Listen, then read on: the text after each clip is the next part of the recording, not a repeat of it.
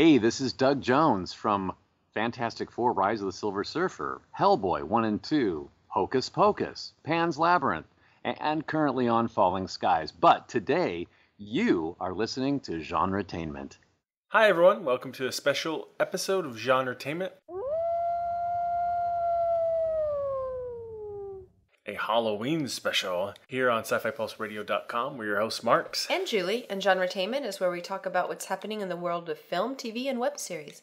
We give you interviews with writers, directors, producers, and actors in both independent and not-so-independent creations. And for today's Halloween episode, we are talking about the horror genre in movies, TV, and books. We have three special guests. First up, we have joining us award-winning writer Victor Miller, best known for writing the horror film Friday the 13th. And also joining us is author and web series creator John Kenneth Muir, who has a number of books on movies and TV, including horror movies of the 1980s, horror movies of the 1970s, and more. And he created the horror sci-fi web series The House Between. And our last guest to join us is author and game designer Monica Valentinelli, who's written a number of stories, including The Dig for the Lovecraft Zine, and role-playing games like All Flesh Must Be Eaten and the Firefly RPG. I love Firefly. We even have a special music treat this episode. Before and after our chat with the guests, you will hear a Lovecraft-inspired unmixed track called Necrotia, hopefully I'm pronouncing that right, from the untitled upcoming album from the band Blood Tribe. So yes, we do have a fun-filled episode of horror for all of you. And while we're talking about music, we should point out that the music you just heard at the beginning of the show was a snippet from the theme song for our web series, Reality on Demand. It is a song composed and performed by our friend T-Sean Hardy, and you can find our web series at realityondemandseries.com. And now, no more waiting. Let's get to our three guests.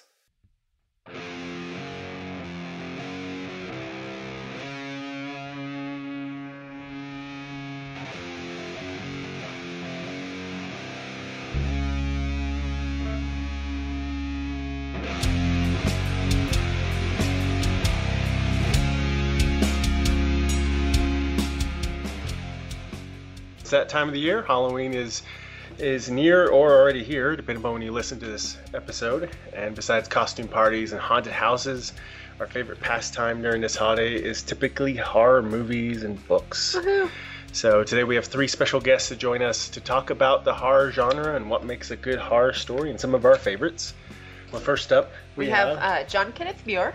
He's written like a gazillion books on television and movies, including horror movies of the 1980s and horror movies in the 1990s. I think that alone makes him qualified. Yeah. Also, we have Victor Miller. He's the writer of the original Friday the 13th. Mm-hmm. Aren't you an Emmy Award winner, too? Yes, 3 Emmys, 4 Writers Guild Awards. Oh, wow. All for daytime television. We are in the presence of greatness. Yes. All writers are great. Which leads us to our next guest, Monica Valentinelli. Who's an author and game design author. And we actually just talked to her recently. We should say this, all three guests on today have been previous guests. So you can go back. Yes, you can go back in archives and see featured episodes of each one of them. Yeah, we spoke with Monica recently with Margaret Weiss. Mm-hmm. Yes. The others, oh gosh, how long ago was it that we interviewed you guys? It's been a while. I have no clue. I don't either. I'm 73 years old. I'm allowed to forget everything. I don't know what my excuse is. I think it was July of 2012 when I was last on. Ooh, good. He looked it up. I believe. He's on the computer. I did. I did look it up. I actually did. Sorry. Well, all right. Well, let's just a casual discussion, and we'll just pop up some topics and go from there. It's casual discussion. We will take notes, make grades, and no, just kidding.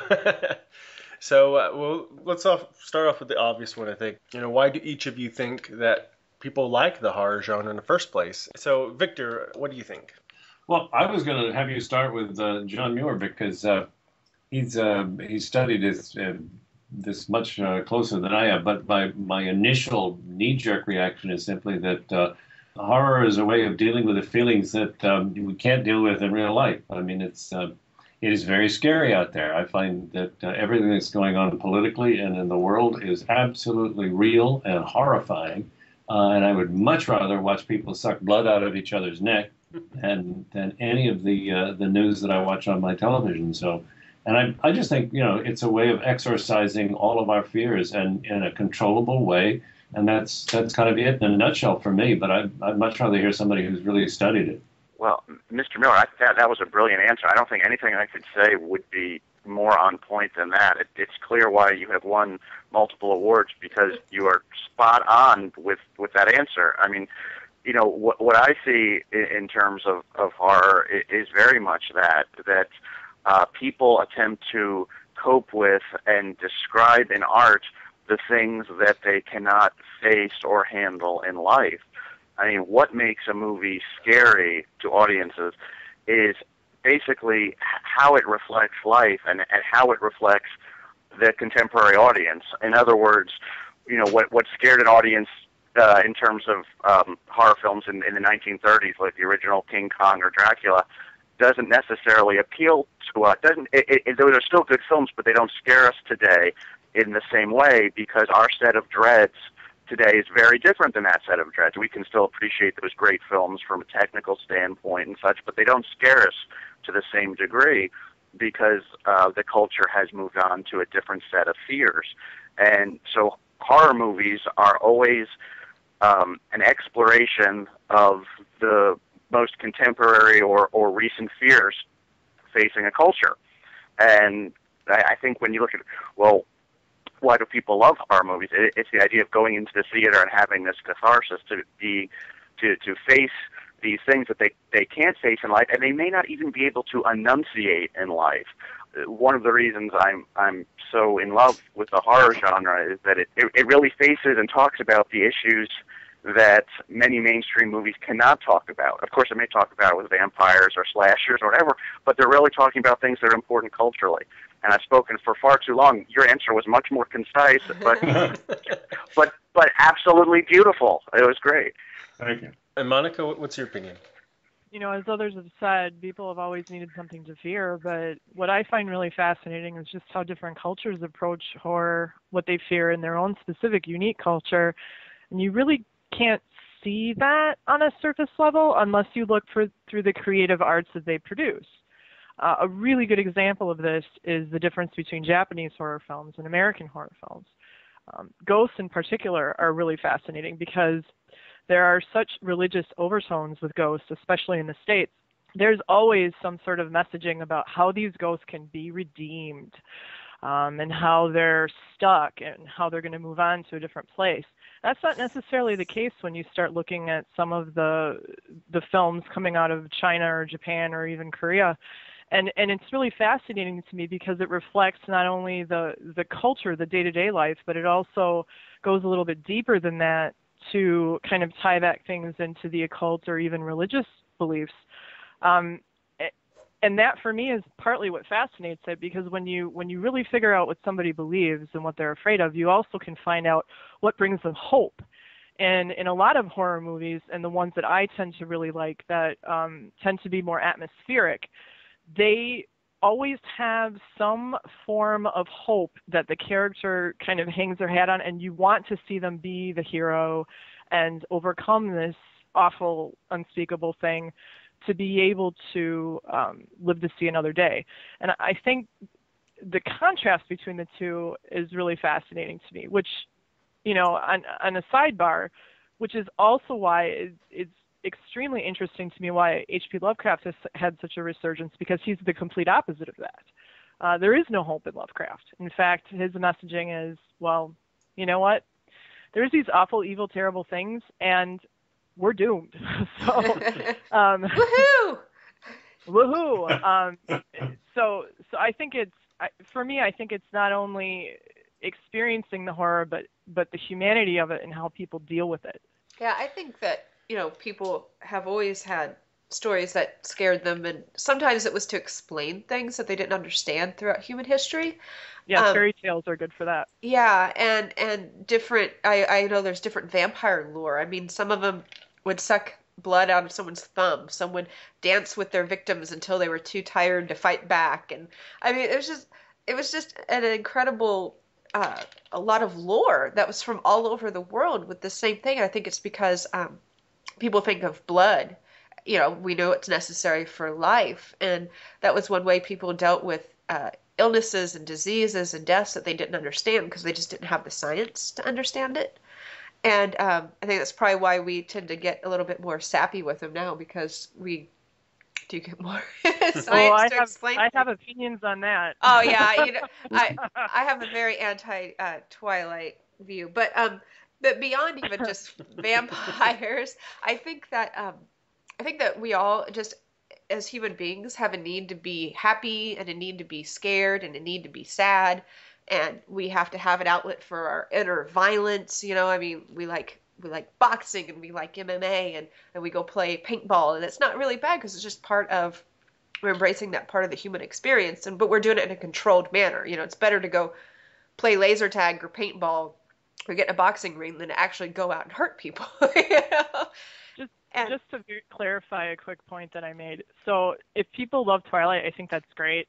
I happen to not think that is horror. I feel that is a romance, because there's a conflict that two characters have with each other. One it happens to be bound up in these supernatural things, but they end up together. So to me, that's more of a romance than it is horror. Yeah. From my own personal perspective, though, I do feel that taking these very ancient archetypes, which are bound up in a lot of very natural things. Childbirth, for example, has a lot of horror associated with it. Oh, yeah. And some vampire myths as well. And for me, what's really frightening is when we stop to fear. When we stop to fear and you don't fear the monster anymore, that's when they get you. Yeah. Because if you don't have anything natural that you're afraid of, and these predators, and you're basically defanging them, so to speak, you're removing a core function of what these stories are there to be, and then when there's nothing to be afraid of, well, then that's when bad things happen. Yeah. So I do feel that horror has a place, and I feel a very important one, even though it's not the most popular genre it is now, like it was in the 80s. And I'd like to see it come back for that reason, because I feel having that balance is smart. Yeah, and if you've ever been in a movie theater, that's a packed movie theater, watching a horror film, and it's very much a community event. People are cheering and no, don't go in there, and I mean, it's a very cathartic experience that you're not really doing by yourself. It's not an isolated experience. Especially if it's 3D. Yeah, we went to see My Bloody Valentine 3D. And I deliberately said we have to go on like a Friday or Saturday night, kind of a late showing, just because we need that experience if we're going to go see this. And, I mean, people are like, this guy is a real jerk. And when he's getting, wasn't it in the midnight showing for Valentine's Day? Yeah, it was on Valentine's Day. Mark's asked what I wanted to do for Valentine's Day. And, and I mean, people like the guy, he's like, oh, I'm pregnant. The girl he's screwing around with, and everyone starts laughing, and they know he's going to bite it. I mean, it was a very cathartic group experience. It was kind of fun. And to be honest, out of this group, I'm definitely the horror light person. I'm not as much into horror because I'm a wuss when it comes to gore and blood. So, but even that was fun. Monica has explained something to me that I'd never put together, which is why I'm really grateful for this chat. I have always been, I have never possessed the DNA for paranormal. It just doesn't do a thing for me. And but she was talking about the religious connection. I said, well, no wonder. I've been an atheist all my life.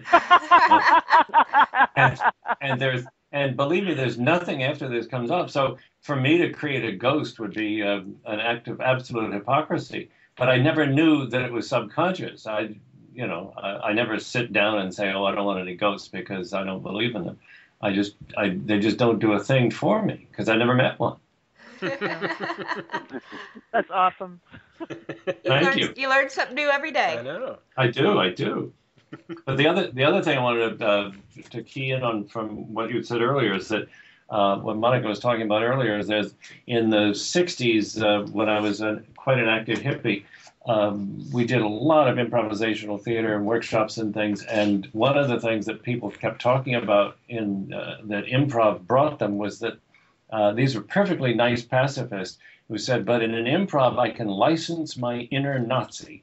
Yeah. which is, you get to be that horrible person, and I guess it ties into going to a film and cheering that boob walks into the buzzsaw, and you're glad to see him go. Yeah. Mark's thoughts? Oh, you guys all covered it. We're done. All right. Thanks, everybody. So when we were talking about historic movies, since we have a wide variety of ages and experiences here, I was wondering if my fellow guests would talk about movies from their particular time period, the first time they saw a horror movie that they felt was very time sensitive. I can think of a few, but I'd like to hear from you, basically some era-driven films and how you think they might be received now. That's a good question. Well, I'll start because I go back further than anybody else, I think. I was born in 1940. In 1946, we lived on a Navy base in Green Cove Springs, Florida, and I could just wander anywhere I wanted. And so I went to the movies one night. The movie was Seven Keys to Baldpate. That's Baldpate. It was a movie made there's been a silent version made of it. It was a Broadway play. It was a big scary play. It was sort of like that era's Mousetrap, I guess. And it's a comedy horror film, but not really all that horrible. And it's basically just a lot of people running around in this old hotel and with a lot of creaking and people popping out of doors and stuff like that. I ran screaming from the theater in 1946 at this horrible movie. And the only copy of it, I think I saw one, gosh, in the 60s. I saw some scenes from it, and I've seen the silent version. But I would love to see the movie itself, which was, as benign a horror film as possible. But that was my introduction to horror, and I ran screaming from it. Which when people ask me, aren't you creepy because you wrote Friday the 13th? And I say, no, I'm a wuss. The last thing you want to write your horror movie is somebody who's not afraid of anything.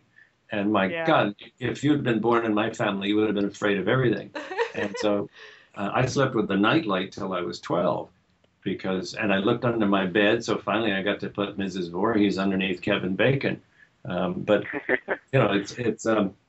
it's amazing. But my favorites, Psycho, the original Diabolique, Julie Harris's The Haunting, things like that. Those are for me the real chair jumpers. Great choices. Great choices. How about you, John? Yeah, I was born in 1969, and I wasn't really watching horror movies until the early 80s. But the ones that really got to me were the ones mostly from the 1970s and early 80s, where there was a sort of conjunction of things going on in the horror movie genre at that point. There was the idea that all of these up-and-comers were coming into the horror genre, sort of corkscrewing it with new ideas. You had Brian De Palma making a film like Sisters. You had Tobe Hooper in Texas making the Texas Chainsaw Massacre. You had Wes Craven making a film like Last House on the Left, and then Hills Have Eyes. You had Friedkin making The Exorcist.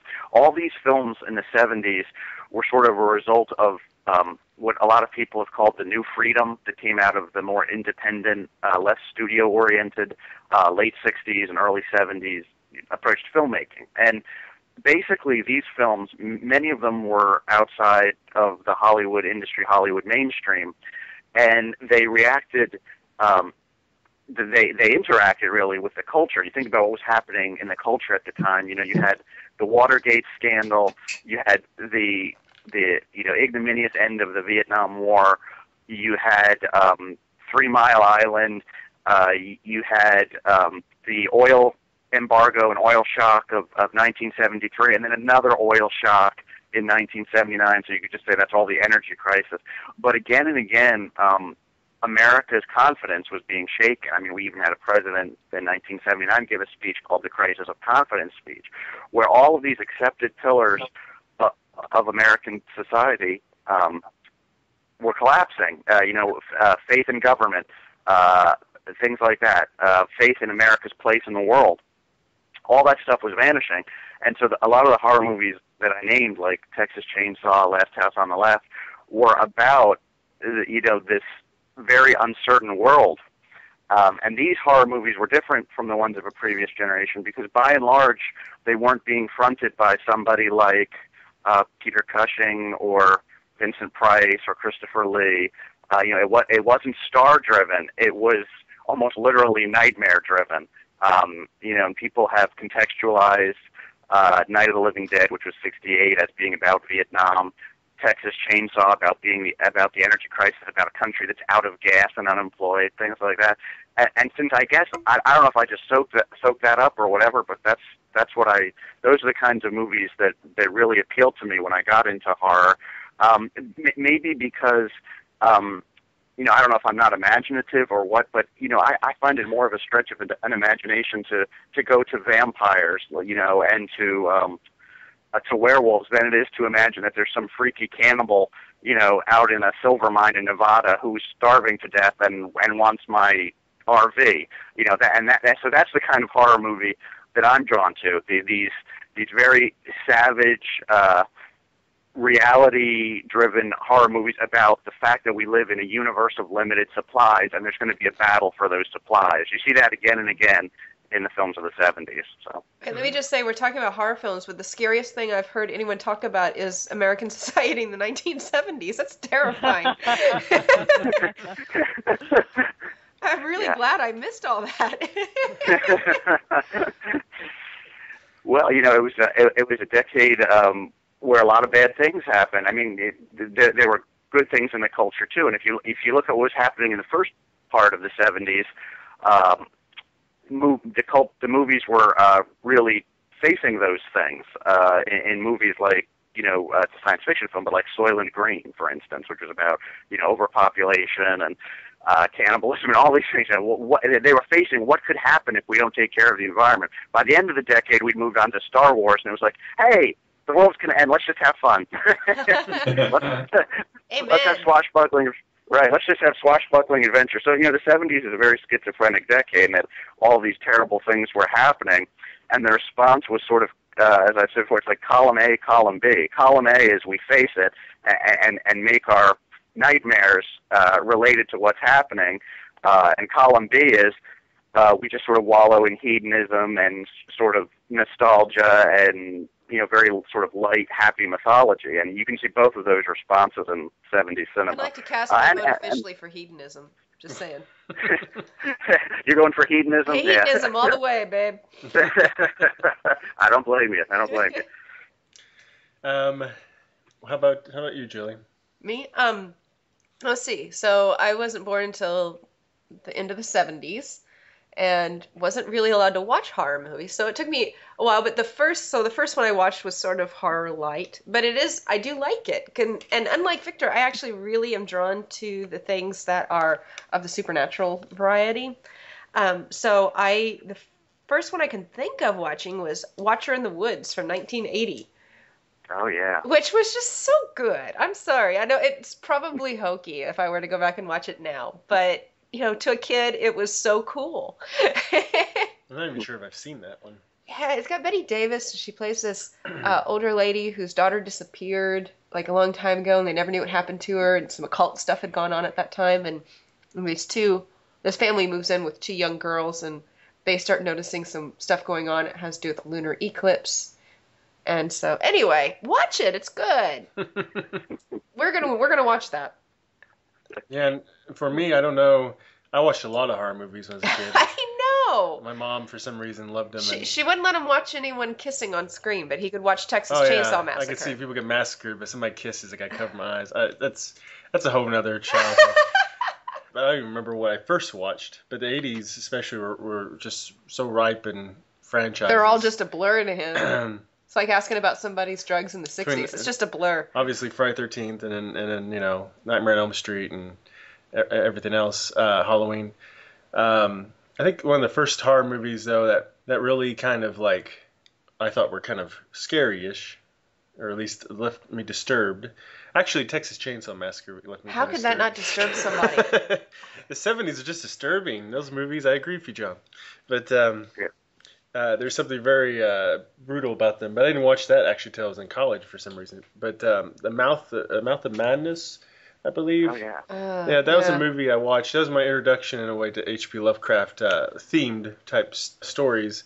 I really liked it because it was disturbing about sanity and reality, and it didn't really have a happy ending. Not that all horror movies do, but a lot of them tend to have. Somebody usually gets away. At least the monster kind of gets destroyed, or we hope it did, maybe sort of. So that was one of my favorites. This all explains so much in about my you. youth. Yes. And lastly, Monica. So I think I'm the weird one because the way that I came into horror wasn't through film, partially because of the television that I was allowed to watch as a child. I came into it through books with an emphasis on Poe. I was a huge Poe fan for the longest time. So some of my first horror movies that I watched were the Hitchcock films. Sorry. Can't say his name for the life of me. The Bird scared the living bejesus out of me. I liked Great that, but movie. it didn't scare me. Oh my gosh, it just scared the living bejesus I felt out sorry of me. for the birds. I was like, don't hurt the birds. Screw the birds. Sorry, Monica, go on. Well, I mean, for me, it's that feeling of helplessness, because my personal philosophy is that there's always an option, there's always a way, there's always a choice that you can make. And in a lot of horror films, like Saw and whatnot, they deal with that, right? If you have a choice to make and it's between the lesser of two evils, which one are you going to take? The Birds is just this idea of total and complete hopelessness. There's nothing you can do. And I feel for that reason it's very horrifying. There were quite a few Twilight Zone episodes that also really scared the living bejesus out of me. Mm-hmm. Every time I go on a plane, every time I'm sitting in an awful seat, I have to tell the stewardess about the goblin. And they're like, oh, I never saw that episode. I'm like, go home and watch it. You'll never want to be flying in a rainstorm again. I can't believe someone hasn't seen that. Well, yeah. I mean, there's people that haven't seen Star Wars, though. So I can't believe that either. Those people don't exist in my world. They're communists, I think. You want to talk about scary? I mean, Darth Vader was really scary to a lot of kids, especially when he first came out. But, and yes, I was a child around that time, so no, I'm not that old.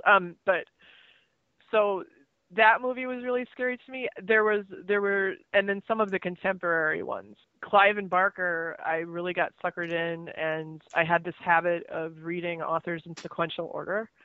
So I'd read from the first book that they wrote, and then I'd read them chronologically to see how their style changed. And I mean, so I'd go on these Stephen King binges where I just read all these books, and then the movies would come out, and then Amazing Stories would come out, and then all these things would kind of tie together, and I'd be immersed in this world. And I just get totally freaked out. I mean, there are some things that I just cannot watch because of aspects of these films or TV shows that I've done. And I don't know if anybody else is like that, but clowns? Oh, no. Dolls? Oh, no. No, not happening. I have a few family members who are clowns. Really? Mark's and I went to my dad's clown school graduation. That's creepy. Mark's just kept going, this is like a nightmare. That's the next horror movie, Clown School. Oh, that'd be good. I got to play a psychologist in a movie. Well, it's actually a 10-minute version of a movie that this guy I met at the Big Bear Lake Horror Film Festival made. It's called Carnival, and I got to play the shrink who tells the young lady that to get over her fear of clowns, which is called coulrophobia, she should go to a carny, which of course puts everything, and she ends up with a lot of dead people. But they really are. I mean, they're just awful people, those clowns. Oh no, I love clowns. Now the clown union. Now mimes are creepy. Mimes are a little creepy. I'll give you that. Mimes are clowns. No, they're different. No, they're not. Yes, they're very, very different. Two very different traditions. No, they're not. They're just clowns with berets. Right. And they Who don't talk. speak. Yeah. They still wear costumes and makeup and red noses sometimes. Yeah. It's true. Yeah. So they're clowns. How can you take anyone seriously who's wearing like that outfit though? A mime. Not supposed to take them seriously. That's the point, right? Oh, okay. You say they're a little creepy, but they're not that bad.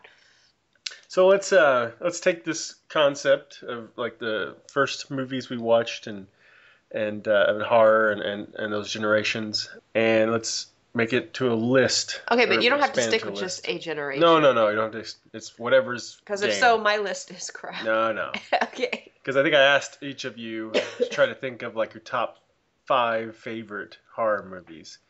Oh, my top 5 of all time? Yeah. All right, I got to go on IMDb. Hang on. Monica had a little less warning than everybody else, I think. Yes. So So whoever wants to go first, whoever's. Not me. Well, all right. You want me to take a shot at it? Sure. All right. Okay, top 5. Okay, well, the horror movies I really like are the ones that play with structure. And by playing with structure, I mean that they sort of explode the decorum of traditional Hollywood filmmaking. And I think I've got 5. I'll go through them and say. But one, of course, is going to be Psycho. And Hitchcock's Psycho was so great because, of course, the Janet Leigh trick, which is that you follow her along. She's your star. She's a famous actress, and she dies in the first third, which is brilliant in and of itself. But the idea that makes Psycho so brilliant is that what do you do with the structure? Where does the audience move its point of identification? It can't stay with her. So the audience starts darting around, well, who am I going to follow now? And then that's when Hitchcock leads you into the trap, because you're going to follow that nice, sweet boy who can't get away from his mother in the Hotel Norman. And boy, don't you hope he gets the money that Marion Crane stole? And of course, Norman is, batshit crazy. He's the monster of the film.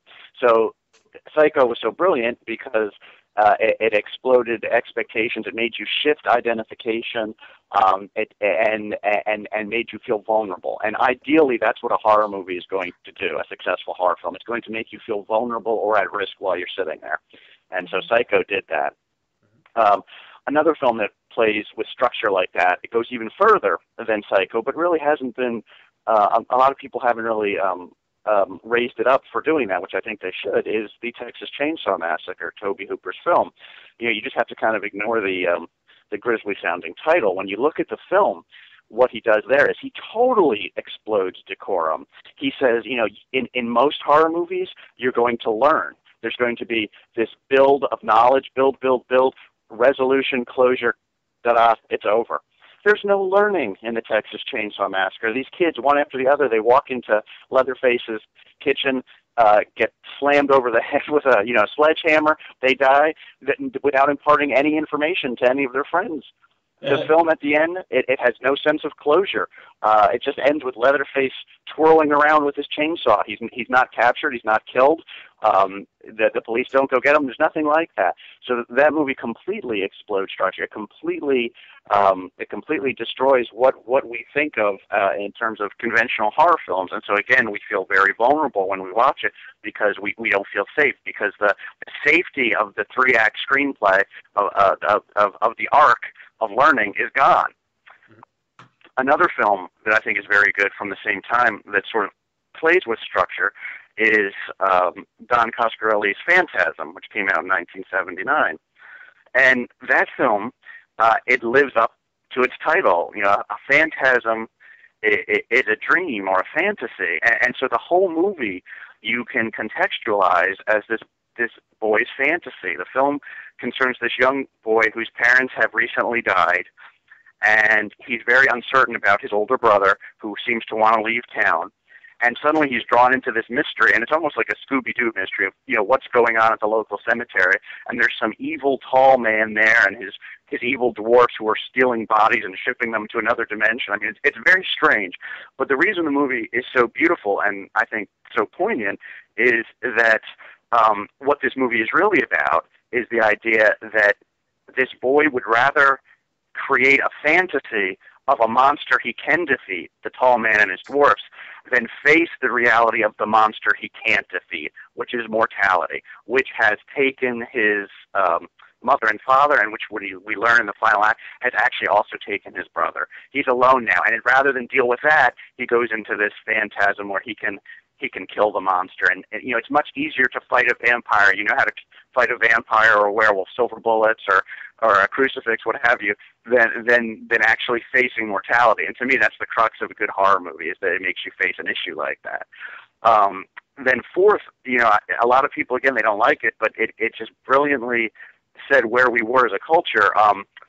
The Blair Witch Project from 1999. It's a movie that initiated, for all intents and purposes, the found footage genre. But more than that, it was about the very filters we put on as a society so that we don't have to face the things that are unpleasant to us. We put up these barriers. And so the movie is about these three students who go out into the woods and they take their cameras with them. And as long as they have their cameras, as long as they're looking through the viewfinder, they are able to feel safe, because they have that distance like they have at home when they're watching CNN on the news, that the media creates this huge filter for us, and we can experience vicariously all these tragedies and triumphs on the news. But what these kids discover, of course, is that filter isn't really there, and they're not really able to interpret what's happening. And the Blair Witch Project, of course, never showed the monster. And that in and of itself is brilliant, because the key to horror is not what you know and what you see, it's what you don't know and what you don't see. And so the Blair Witch Project gets that perfectly. And I think I'll stop with 4. But I also love Friday the 13th. I think that's a really great and underrated film, Victor. So, Thank you. And I can make an argument for that too. Wait, all right. Let me say this. People don't say enough good things about Friday the 13th because it's shot in a really clever way that if you go back and watch the original Friday the 13th and you watch how many frames are boxes within boxes, and the inner box, like looking through a window, is lit, but then there are all these outer boxes which are not lit, which would be like the cabin, and then outside the cabin, the woods. And so what that does is that it limits the space of the protagonist in the frame. And as the film gets deeper and deeper into this, into the terror that's happening at Camp Crystal Lake, the usable space in the frame is constricted. And I really like that approach. So I think it works really well with the story. So I can also just say really good things about Friday the 13th. So. Thank you. All right. Victor, you have 5?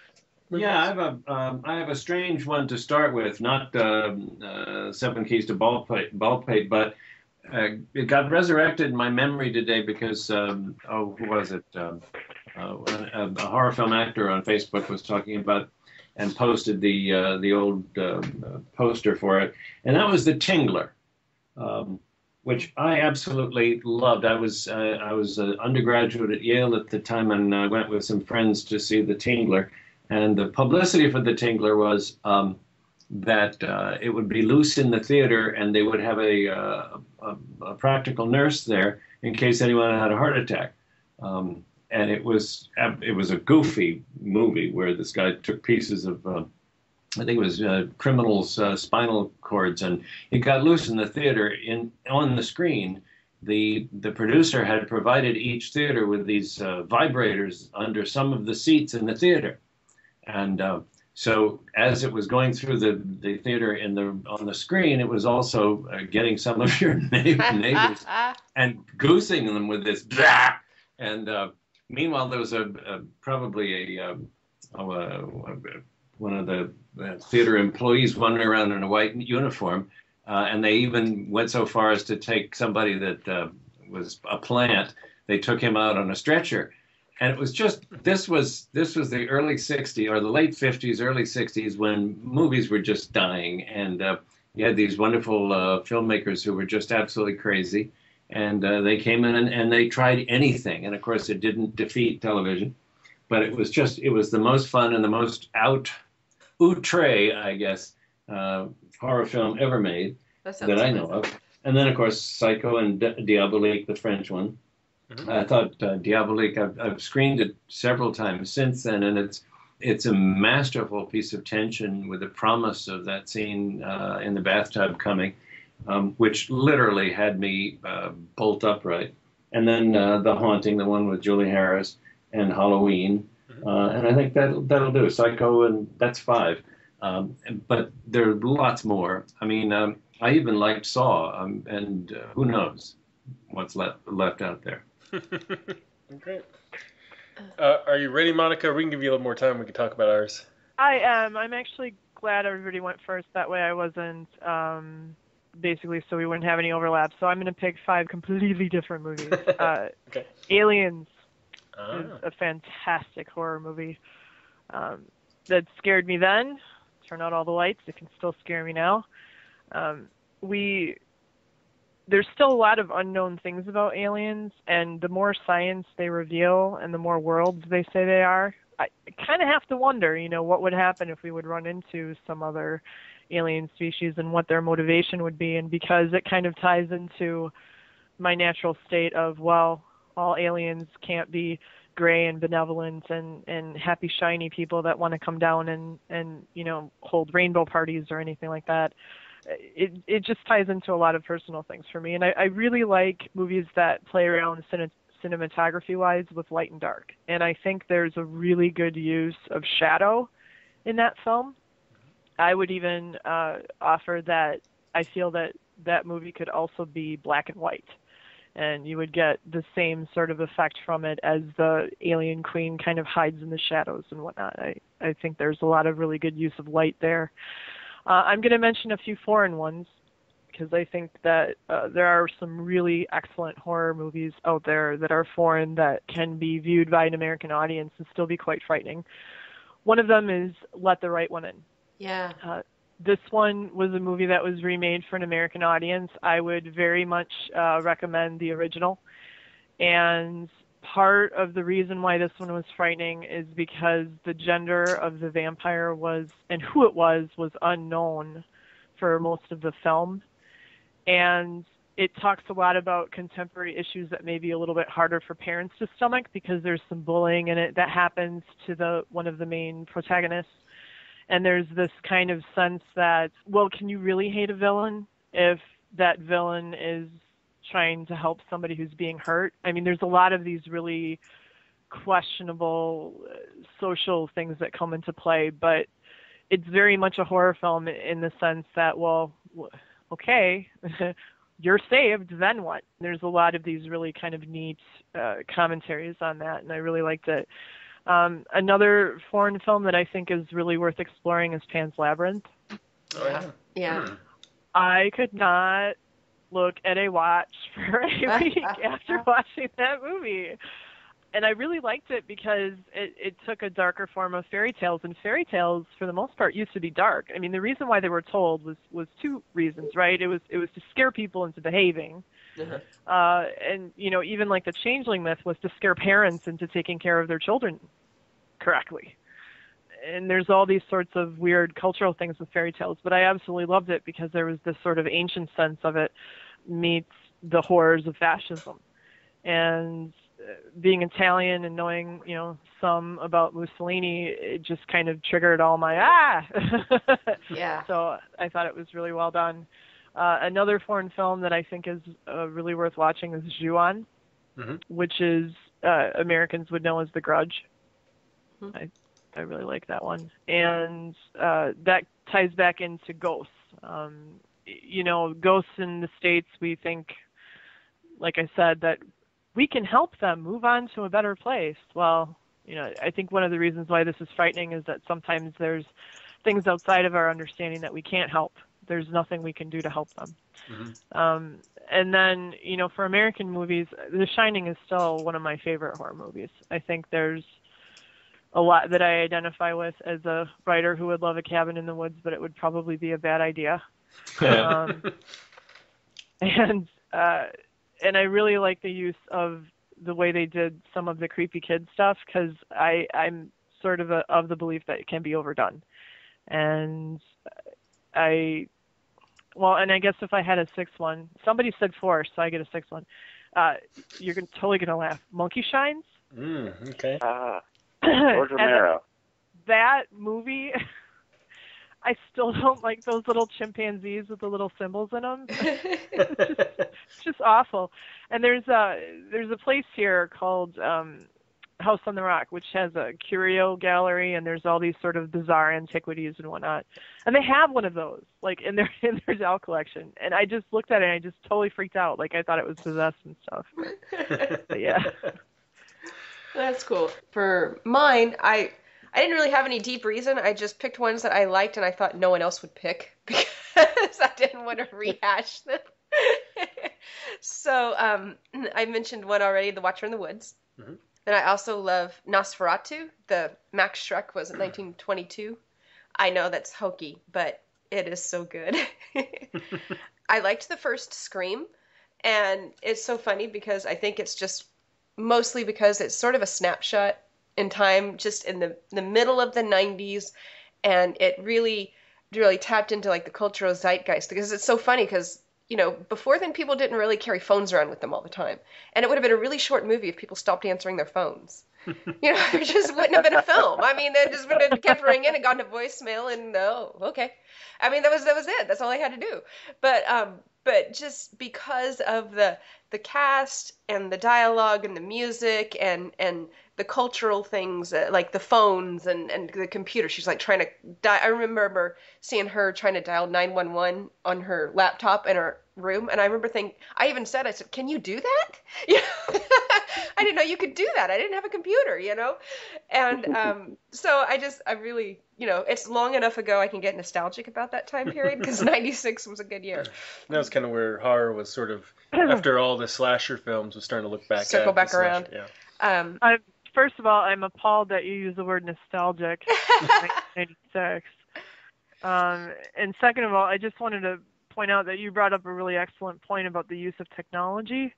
I think that, you know, what you mentioned about the phones is a really good thing to bring up because I'm wondering if that's something that's hard for people to relate to because that's part of the world building. Yeah. You know, many people, they look at, you know, Miami Vice from the 80s and they see this big honking brick of a phone. I just thought that was really cool and insightful that you pointed that out. Oh, thank you. And I think it does sort of, you know, younger generations trying to watch older ones, they're thinking, why don't they just get a phone and call 911? You know, because they can't. Well, I read a lot of screenplays by young writers, 2 or 3 a week, and you'd be surprised how many times everybody says, well, I don't get any reception up here. Oh, yeah. Well, you know, we've driven cross country. It's not far from reality, You can't really get reception in a lot of places. And I had to do sort of like either a tie or one and then honorable mention because I had to mention the original Friday the 13th. But then I had to do an honorable mention just because I love Nosferatu. And then Marks and I recently watched, it took us a long time, watched Shadow of the Vampire, which is about a horror film about the making of that. And I mean, it was funny. Totally true, I'm sure. I laughed my ass off that whole time. But I just loved it so much. I had to throw that in as an honorable mention. If no one's seen it, go watch Shadow of the Vampire. Willem Dafoe plays, plays Max Schreck. I skipped my number 4. I got sidetracked. I'm sorry. Number 4 was Troll Hunter from Norway. And it has the found footage, thank you, Marks, as the found footage, format that from Blair Witch Project. I did not enjoy Blair Witch Project because I got motion sick in the theater watching it. Me too. Yeah, which is just a horrible feeling. But we watched Troll Hunter at home, so that probably made a difference. And it was just really, really good. I liked it. So... Well, yeah. I think nowadays found footage, you don't shoot it actually on a handy cam. And they just shake it was just too rough to get through, you know. But Troll Hunter I was able to watch, and it was good. I thought it was well written, well acted, well shot, and you know, yes, it's in Norwegian. It's got subtitles. I encourage anyone to always watch it with subtitles. When it's voice dubbed over, you're really losing the original performance of the actor, I think. So. Mm-hmm. Yeah. Good advice. So my top 5. They're not necessarily my top 5 of all. Many of the movies you guys have mentioned probably fit in the top 5 over these. We're trying to get ones that no one else did. I want to pick something a little different than probably what everybody else did, which I did succeed in doing, so that's good. First off, Mouth of Madness, I think I already talked about. I thought that was really good. That was my introduction to Lovecraftian type horror, and there's a lot of allusions to different elements from Lovecraft stories, which is kind of cool. It got me more interested in that writer and that whole sort of subgenre. It's got a creepy ending, so Yeah. it is dated a little bit now. I rewatched it recently, and I'm like, might need some different soundtrack and The synthesizer music always just makes it seem very timely. Of course, John Carpenter did the music, I think, so I'm not going to put these in any particular order. But another one, an example, usually like video game movies are bad idea, usually, I think. But I thought this one was pretty good. I don't know anything about the video game, so I can't relate to that. But I thought the visuals were very interesting for the movie Silent Hill, the first one. Oh, yeah. Yeah, so Yeah. I thought it was a very creepy story. It had a really good kind of visual look to it, and an interesting story. And the endings both kind of good or kind of happy and sad at the same time in a way. So you don't know how to feel at the end, at least for me. And then another movie I really enjoyed, which I loved the story was based off of, was The Mist. For some reason, especially after reading the Stephen King story was based off of, the idea of something lurking in the mist or fog. It was always kind of creepy, and I really liked the interplay of all these people stuck in this grocery in an apocalyptic type scenario where they don't know anything about what's going on, and they're all trying to deal with this horrific situation, from their own viewpoints and experience. So you get some people fall into religion, some people start getting violent, some people just get scared, would kill themselves. I thought that was a really cool story, and the movie itself, the ending's very, controversial probably, and definitely. It was rough. Yeah, it's very rough ending. One of the roughest endings I've ever seen in a movie. You're talking about The Cube? The Mist. The Mist. Oh, sorry. The Mist. Sorry. Yes, The Cube is actually a pretty decent movie too. So, but not Hypercube, but the original one. Oh gosh, no. Hypercube was what? Cube was wow. That's a cult classic. And of course, the creatures were kind of cool. Thomas Jane did a good job. Lots of Walking Dead people who go into The Walking Dead were in that movie. It's kind of a precursor in many ways to Walking Dead, TV show in a way. And then another one, talking about found footage, like Julie mentioned, and John, I found it interesting how found footage has kind of evolved over time. And there's a movie I really enjoy. I don't know if it's called REC or Rec or Record, or how you should actually say it when you speak it. It's spelled REC. REC. Yeah. Yeah. Right. REC? Yes. Rec? Yes. REC, Rec. If you're not familiar with it, it's a Spanish film in Spanish, and it deals what could be very cliche, could fall into just a zombie type movie, but totally goes in a different direction, especially the second one, which is probably my favorite, where they take it to a whole nother level where there's multiple cameras and, multiple or two different parts of the story that kind of collide together. So I thought it was very cleverly written and well done. And then last is the British film, The Descent, which I really... Good choice. Yeah, I really enjoyed it. I thought it was a very claustrophobic feel of how it's shot. I thought it was nice to see to have a whole cast of female characters. Yay! And seeing how they deal, again, in a very dangerous, crazy situation. And I see how they deal with the horrific scenario. And again, it's not a very happy ending in a way. It's all kind of Lovecrafty and depressing ones, actually. Oh, Dog Soldiers. You said English and British, and that popped into my head. No one said Dog Soldiers. That was a good one. No one said Dog Soldiers. That's one of my favorite werewolf movies, that's for sure. All right. So anybody who listened to this has like 20 different movies they should watch if they haven't seen it. So let's talk about... or no more fives because there was no time for that. Yeah. But is there one particular movie that stood out to you as one of your least favorites because of just like, why did they do it this way? Why did they make this? What? Why? Do any of you have one that kind of stands out in your mind? I have to use the one that they always give you in film history classes, The Cabinet of Dr. Caligari. But I think that's because it's so much older than I was. I never knew why anybody was ever afraid of it, and yet you're forced to watch it and for good reason. You ought to see all the things that are your precursors. But the Cabinet of Dr. Caligari just never did it for me, and that's an unfair stabbing. German expressionism. That's their right. Yeah. Yeah. Anybody else? I would say that I have a type of film that I tend to be more critical about in horror than any others, and that's usually remakes. Yes. Because Please, yes. Because, Alleged remakes. Because for me, I mean, there's so many great performances, and just because they were made in the past, I mean, Vincent Price, one of my favorite actors, there's so many great performances in the past, and just because it was shot with different technology 40, 50 years ago, doesn't necessarily mean that everything needs to be CGI and blue screen now. Yeah. I mean, there's so many different techniques that filmmakers can use and screenwriters can write into their scripts that, you know, I like the beauty of the art form as opposed to, hey, let's just slap a CGI on it. And because that's always what breaks my suspension of disbelief. You know, Signs was great until I saw the alien. Yeah. When I saw the alien, I was done. I was like, really? Yeah. You know, because it wasn't the unknown anymore. Cloverfield was the same way. Yeah, well, and Signs, the scariest scene for me was the scene where they're in the basement and the flashlight's on the floor, and you're hearing everything, and you're seeing their feet going in and out of the light. Scared the crap out of me. That was the scariest scene. It was a flashlight on the floor, for crying out loud, for I don't know how many minutes, but it felt like forever. And I was jumping out of my seat. That was the cheapest scene they ever did. I know. But you're right. That's when it's the scariest. Right. And then there was one remake that I was very unhappy with. It was a Wicker Man remake. Oh, Wicker Man. Oh, yes.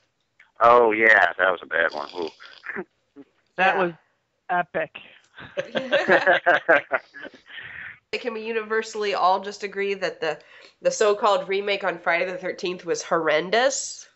I can even add to that because I should have been paid a remake fee, but oddly enough, contractually, I called the union. I have not seen any of the sequels, but they sent me a copy of the screenplay for the remake, and I read it, and I said, well, it's clearly not a remake. It's they used, I don't know what, 8 minutes or something of the earlier story, and then they go merrily on with Jason running around underground. Yeah. And it's not a remake at all. And he said, well, oddly enough, the contract they signed with the Guild is that it was a sequel. And I said, but the publicity all says remake. And he said, they can call it the Franklin Mint if they want for publicity. But with us, it's simply a sequel. And so it was a real ripoff. Yeah. Well, and you know, Jared Padalecki was in it. I like that actor. He's in one of my favorite shows, Supernatural. But bless his heart, that was a terrible film. It was pretty bad. Well, I think for remakes, anyone who's ever made a movie knows that it takes a lot of different people to make it, a lot of different things to go right, different pieces to go right together to make a classic film. Yeah. And I don't think it's very easy to recapture that magic. No, and a film is a moment in time that is preserved, like a photograph. Why would you recreate a photograph? Why would you remake a film? It's like the money. Yeah. Well, on the other hand, you really have to take each remake on its own basis, because if we just made a blanket statement about remakes, we wouldn't have the 1978 Invasion of the Body Snatchers. We would not have John Carpenter's The Thing. Right. The thing is that in theater, everything is a remake. Yeah. How many times have we done Hamlet? Okay, how many versions of Dracula from the literary adaptation have we had? Remakes are a part of the dramatic tradition, so you can't just blanket dismiss them. And if the remaker is intelligent, they determine what works in this story that was told originally and then adapts it to the context of today. For instance, the original Invasion of the Body Snatchers in the 50s was very much about McCarthyism and communism and stuff like that. Any ism you want to talk about, sort of conformity to some ism. Some people see it as communism, some people see it as McCarthyism. But the 70s version was instead about the me generation, the idea of people coming in and out of relationships too fast, and all these self-help books of the 70s. And so the idea was everybody is so focused on themselves that they can't tell if the other person is a pod or not. So it was a very clever reinterpretation of the idea of Invasion of the Body Snatchers. So, I hear what you're saying about remakes, and there have been more than a handful of bad ones, for sure. But, there are also some really great ones, and that's why I say take them on a case-by-case basis, because it's remakes, that anytime you go to the theater, you're probably seeing a remake. Anytime you're seeing a stage production, you're probably seeing a remake, right? You're seeing, right? You're seeing Hamlet, Shakespeare, I think right? It's a remake. It's a remake. It's somebody putting their stamp on it, so... Right.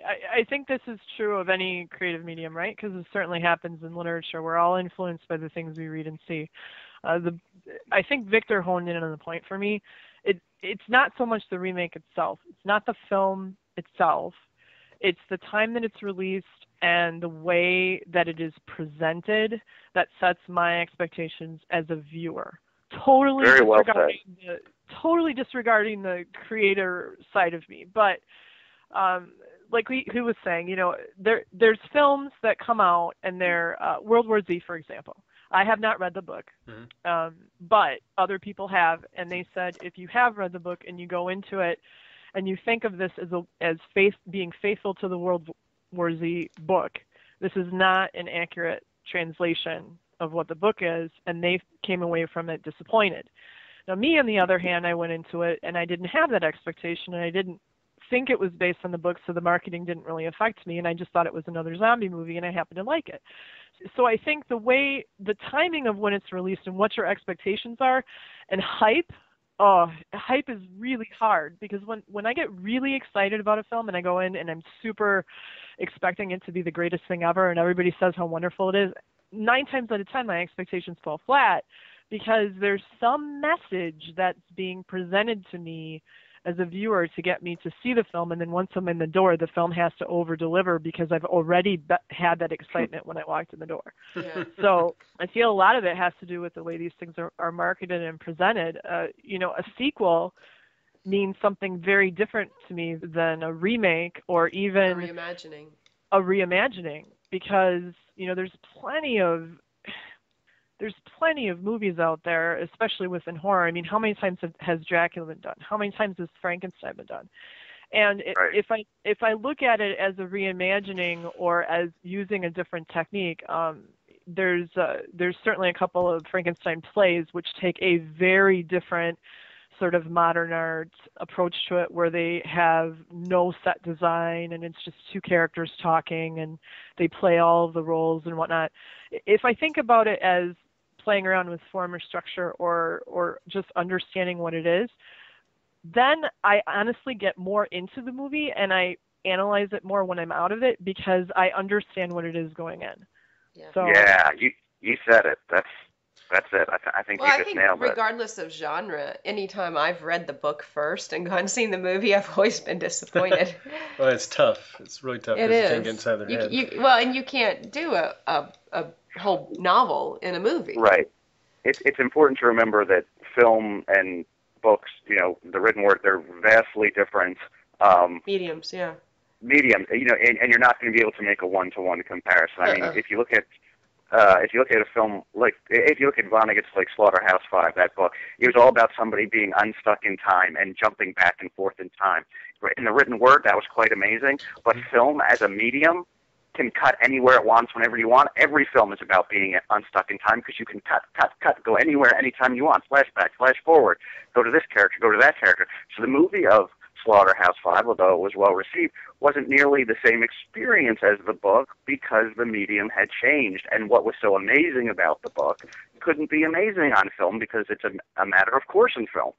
So you have to think. I mean, the author of Deliverance thought the movie of Deliverance was horrible, but today, what do people remember? The movie of Deliverance. Yeah. They're just vastly different art forms, so you can't make a one-to-one comparison, and it's not really a very good comparison for horror either, because I think, as someone just said, you go through any genre, of filmmaking, and you compare a book to a film, and there's going to be someone who doesn't like it. Say, the movie of Dune wasn't the equal, perhaps, of the book of Dune, maybe. Or you could do it in science fiction. My point is, you could do it in anything, really. So, well, and reimaginings, you can't do a blanket statement. Of course, I love the new reimagined Battlestar Galactica way better than the original. So than the brown version. Yeah. Well, I think we're kind of bleeding together a couple different things. We're talking about adaptations and we're talking about remakes or reimaginings. Off the top of my head about adaptations, but personally I think if you're going to do a remake of a movie, it needs to reflect a whole nother point of view or take a different twist to it. Otherwise, what's the point? The Friday the 13th remake didn't introduce anything interesting. Or like didn't they do a remake of Psycho, but they did it like frame for frame exactly the same? It's like, then why? Just watch the original. Yeah. It was in color. It's in HD. That's why. Yeah. It's HD color. Woo. Right. Right. There has. I think what everybody is getting at, and everyone said it in very clever ways, but is that there has to be an artistic basis for the remake. It can't just be, I want to rip off something that was successful. It has to be like, you have to pick a lens through which you're going to view that material, and that's your artistic basis, and then present it. Sort of, what I described about Invasion of the Body Snatchers, or you look at John Carpenter's The Thing and the artistic basis for that, going back to the Campbell story from the 30s instead of the Hawk story from the 50s. There are artistic bases for films, and I can't see what the artistic basis was for the remake of Friday the 13th. I think what it did, but I don't think it did it well, was it tried to encapsulate maybe the first 4 or 5 movies into one story, but it did it in such a half-assed way. It was terrible. But it didn't really have any artistic point of view. There was no new lens through which we could view the story, unlike, say, the Frankenstein plays that were being discussed, where you take a different lens and you hold that lens up to a story and suddenly it looks different, and then you analyze it and say, oh my gosh, I never saw the Frankenstein story that way before. There was nothing in that Friday the 13th remake for us to go, oh my gosh, I never interpreted the story of Jason or Mrs. Voorhees. I never saw that that's what it was. And I know people complain about Rob Zombie and his Halloween remakes, but in fact he had an artistic basis for those films. You may disagree with them or may not like the artistic basis. I don't particularly like how he did the Halloween film, but he had an artistic basis, which was, instead of Michael Myers being the shape of evil and the boogeyman, he's an abused child who is now abusing society, essentially. It is an artistic basis. You may disagree with it, but you can't say it's not there. The Friday the 13th remake had nothing like that. It had nothing like that to hold on to. So I think when you're talking about remakes, you have to say, what is the lens through which the creator is looking at this material, and how is he or she presenting that to us? Yeah. I have the strangest remake ever, and that's Funny Games, where the filmmaker remade his own film. And I could not watch 15 minutes of either one because I was scared to death. I've had a Freudian breakthrough here. I realized that we've been talking for an hour and a half or something, and Funny Games is the scariest movie I've ever had to stop watching. What's it about? It's about 2 guys who terrorize a upper middle class family, and it is just so real and awful. If you really want to see what your level of tolerance is, and it's not, it's not an X-rated. It's X-rated, obviously, but it's not.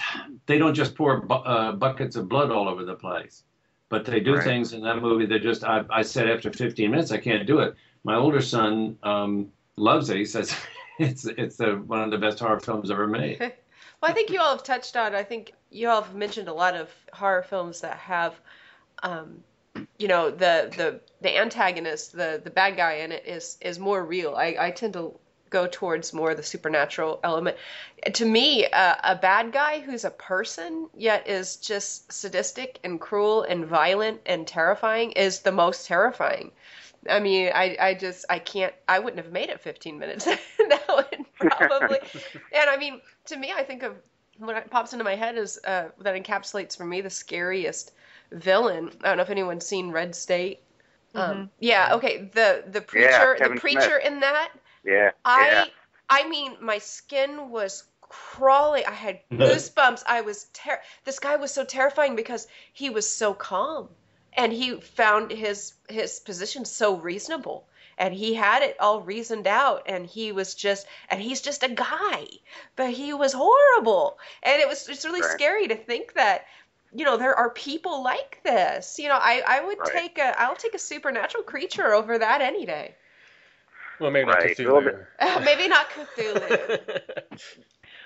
Victor, I wanted to ask you about how licensing affects some of what you do in terms of remake. Is that kind of a decision that forces filmmakers to look at their scripts in a new way?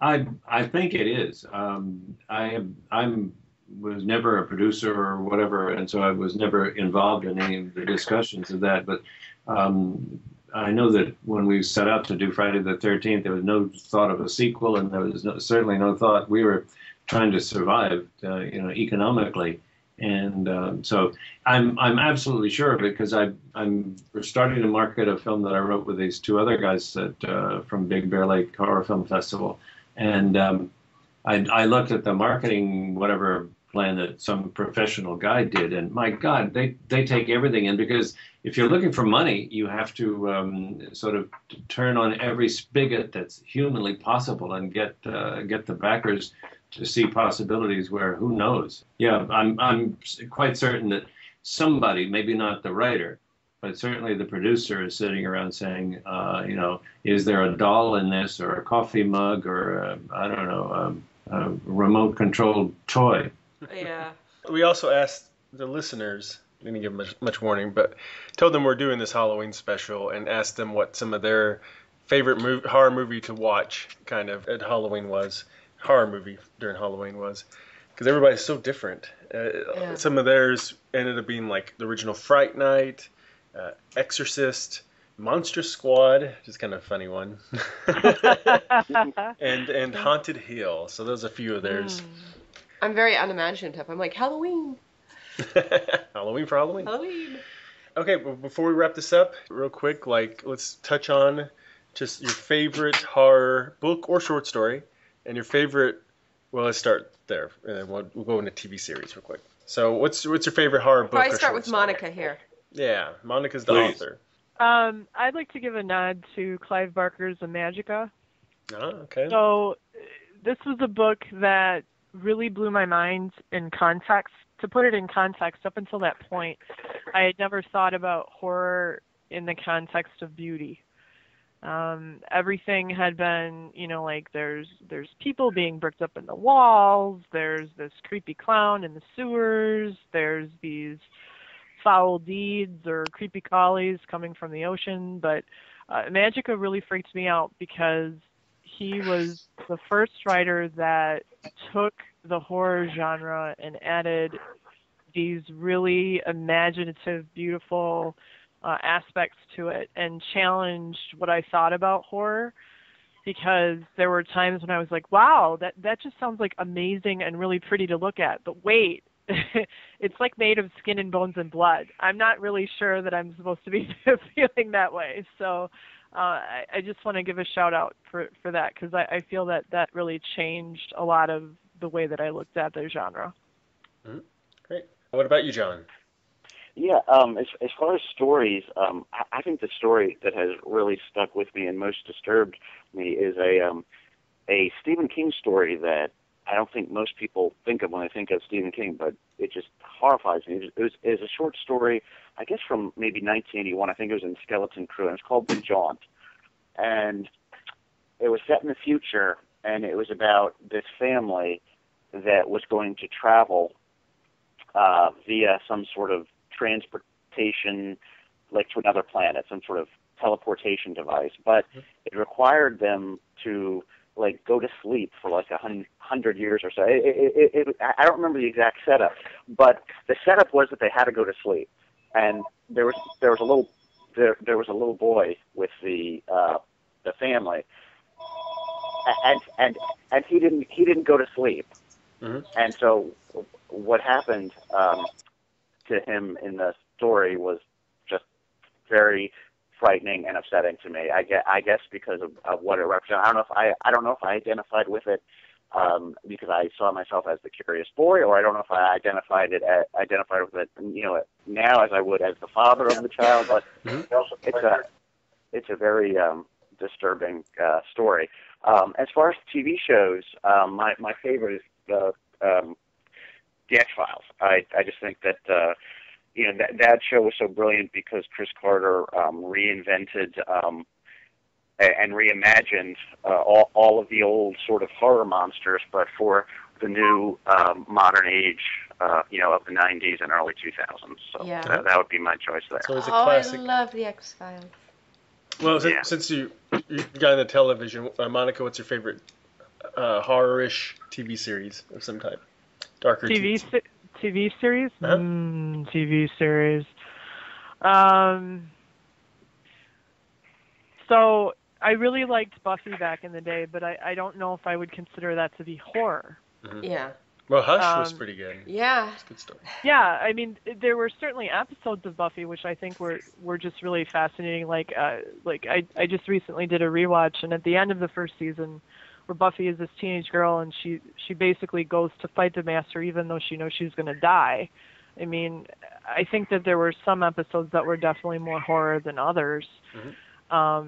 Some of those moments were very powerful in terms of characterization, but in terms of things being really scary, I have to go back to a short-lived series called Amazing Stories. Oh, yeah.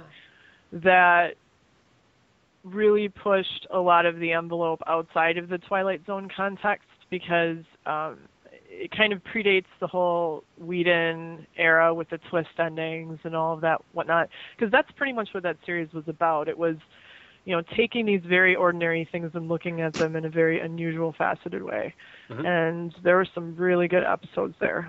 Sometimes, something would come in at the last possible moment and save everything. But there were other times, there were deals with devils made and, going through alchemist workshops and whatnot that I think were really great.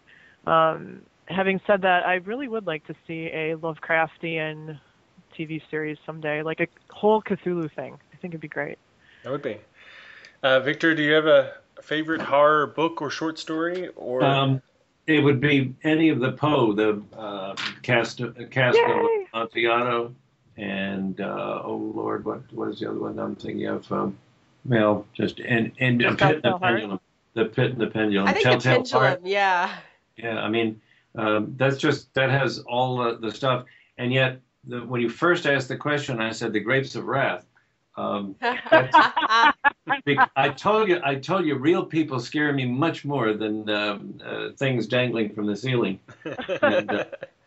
And so it's really. And then as far as television, it would be probably many, many different episodes of Twilight Zone, because that was when I was in college, and that was some really incredible stuff. The scariest experience in television was working on General Hospital.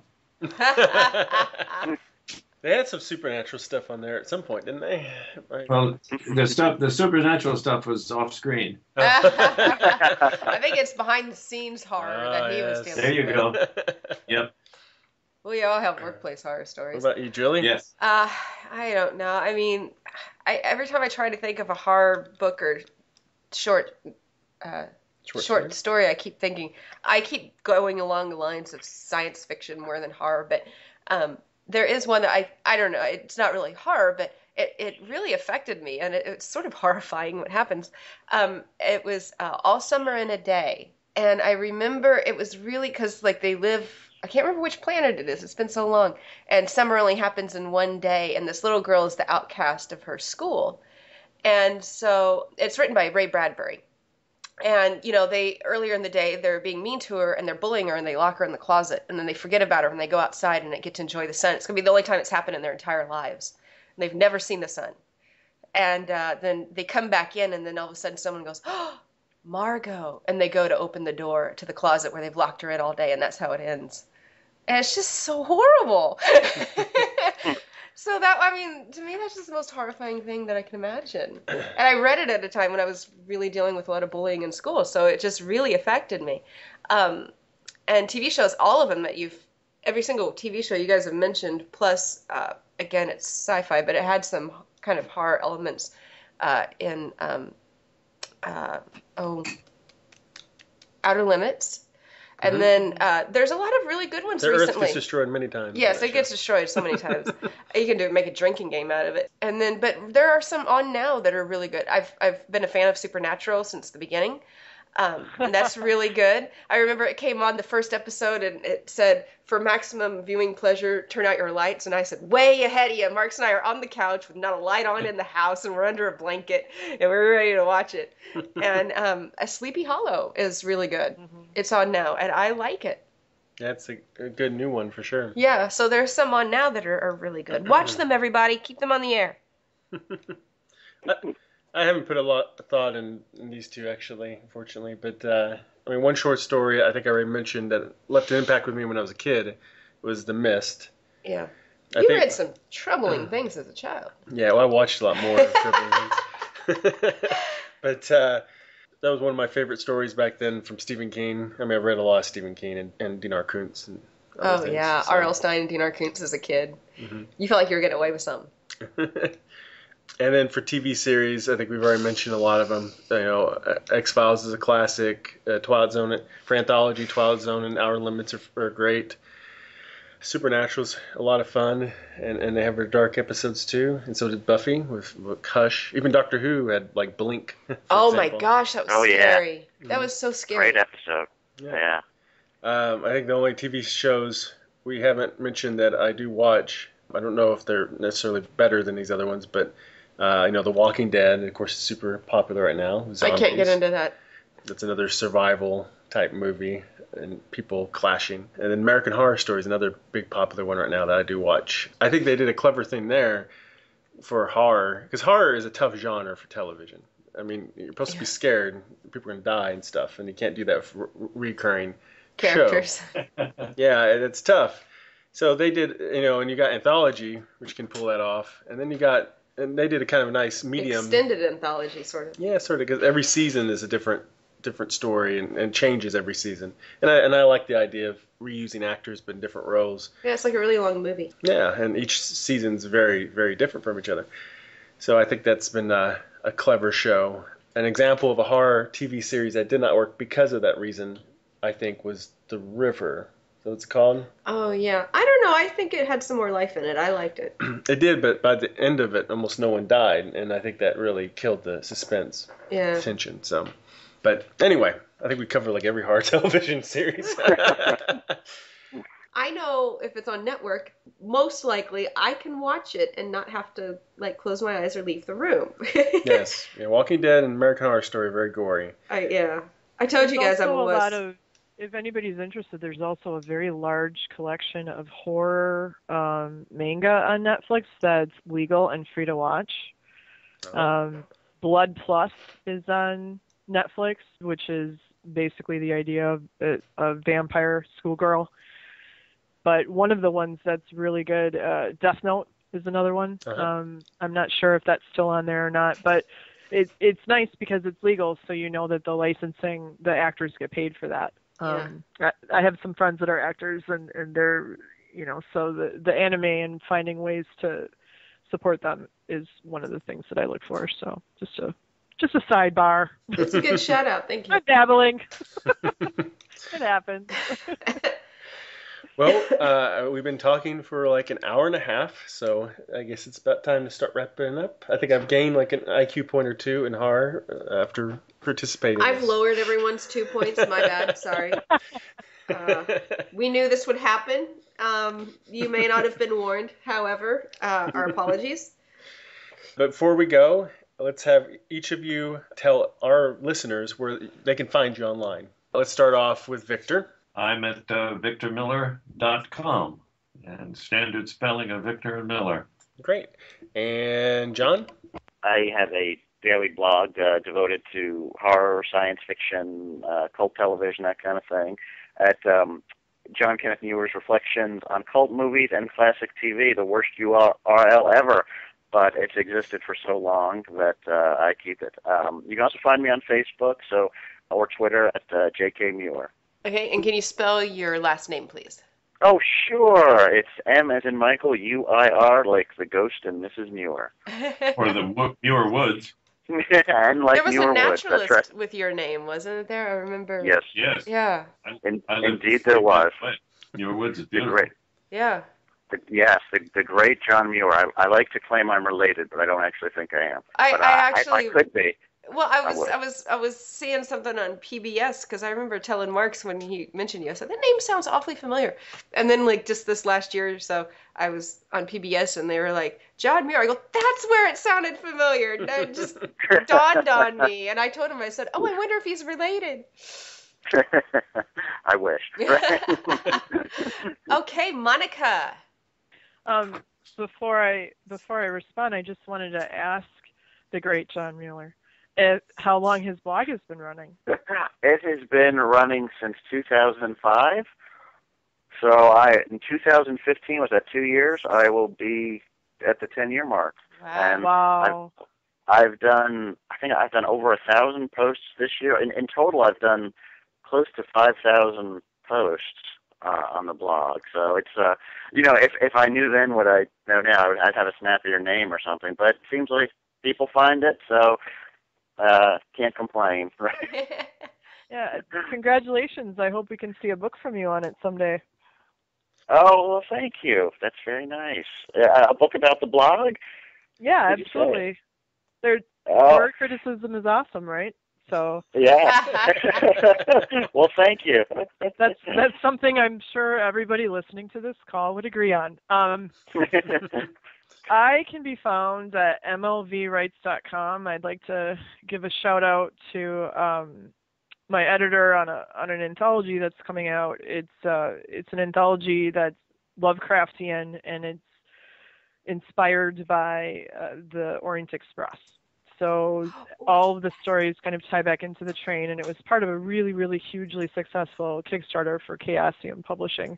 And the anthology will include a story by me. My title is currently The Women Who Call Down the Train, and it's around the Simplon Tunnel in Italy. There was quite a bit of research that went into that one, and I'm sure I went way over word count, but when it gets edited, then I'll pull all that stuff out and put it on my blog, because I think the time period in the 20s is super fascinating, especially post-World War I. Really, really interesting just how the technology was, and some people don't realize just how much the war influenced technology and whatnot, and I could just totally go on and on and on about it. I am rapidly becoming a big fan of history. And you can find out more about that on my website at mlvwrites.com. Thank you. All right, great. All right, well, thank you so much to all three of you for agreeing to do this. Yes, this was so fun. Thank you, guys. I hope you don't regret it. We got to talk movies and babble and speculate and conjure wonderful ideas of film for an hour and a half. This is really easy. And I got an idea for a whole new movie based on what you were talking about at the beginning before we started. Oh, really? Yes, it's a movie that's going to be called Shut Your Mouth. And it's a movie where people who make unasked for comments in public get punished. Like, are you gaining weight, or when's the baby? Yeah, there you go. Can I please ask that I make a cameo and get killed off horribly at the beginning? I thought you were going to be the victim of these people. Well, I am, but I figured you'd get someone younger and prettier to play me. I'm not turning the video on. I don't. And to be clear, my comment really wasn't that dark. I mean. Oh no, we made a comment. It may have been before you were on. Oh really? Okay. Yeah, I was checking because I was like, wow, that's pretty dark even for me. No, I was telling them about we were picking like horror person names, and I said I have to be Elvira. Because I have black hair and white skin, and I was called Elvira off and on in school if I would wear black, and that I have had just random strangers, not so much in recent years, because in recent years people are kind of savvy about sun, but strangers would come up to me and go, "Wow, you need to get a tan. You're too pale," and I'm just kind of like, I can't. Oh, yeah, I'm not sure Monica was on that call yet. No, and I just, we were just amazed that some people just feel so entitled to just sort of give unsolicited criticisms to strangers. See, and now I want to come up with a list of punishments because I just think that would be the fun part. That would be. We'll write a horror movie on Skype. Yeah. There we go. I've also had people say things to me like, "Oh, well, you've put on a lot of weight," or someone I showed a photo from the time Mark and I were married, and she goes, "Oh, so the weight gain was recent then." I'm really not that big a gal, I gotta tell you. I was just really young when we got married. I think this movie could work. It could. I was 24. I think anytime anybody says that to you, they gain whatever the thing is that you're criticizing them about. Yes. So they say that you've gained, you look like you've gained 20 pounds. Well, then they gained 20 pounds. Oh, so they'll gain weight, they'll have a big nose and But really this is a pale horror skin. movie, so it's going to be like gain 200 pounds. Oh, yeah. Or just like a big yeah. tumor that's like 200 pounds. Oh, I'm sorry, you're looking kind of sick. You have anthrax. On that note, I like you guys. You guys are fun. Yeah. All right, well, thank you, everyone, and you guys have a great night. Yes, have a good night. Thank We don't you. have to before then, everyone have a very happy and spooky Oh, yes. Halloween. Happy Halloween, everyone. You too, everybody. Everybody take care. Take care. Bye.